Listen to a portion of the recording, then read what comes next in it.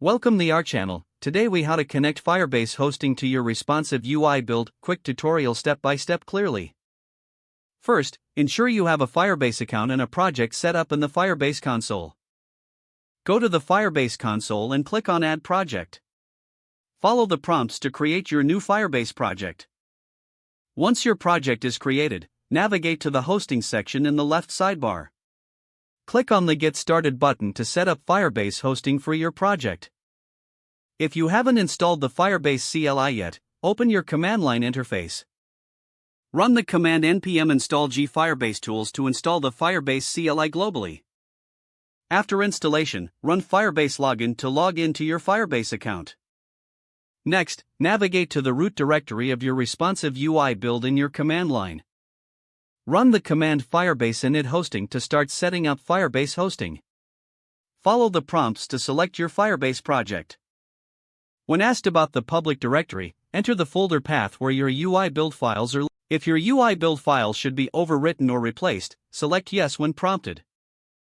Enable automatic builds by selecting Configure as a single-page app, if your project requires it. Next, run Firebase deploy to upload your build files to Firebase hosting. Once the deployment is complete, you will receive a hosting URL for your project. Visit that URL in your browser to view your responsive UI live on Firebase hosting. If the page does not load, refresh the browser or try again in a private or incognito window. Make sure you are using the correct email address, then retype it carefully to avoid small typos.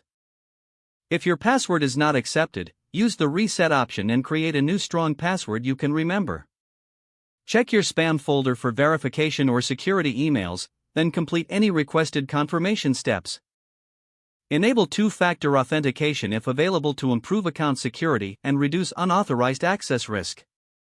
After signing in, review your profile details so your contact information and settings are accurate and current. If you see an error message, note it down and try again after restarting your device and internet connection. Log out when you finish, especially on shared devices, to keep your account and payment information secure. If the page does not load, refresh the browser or try again in a private or incognito window. Make sure you are using the correct email address, then retype it carefully to avoid small typos. If your password is not accepted, use the reset option and create a new strong password you can remember. Check your spam folder for verification or security emails, then complete any requested confirmation steps. Don't forget to like this video and subscribe to our channel for more step-by-step tech guides.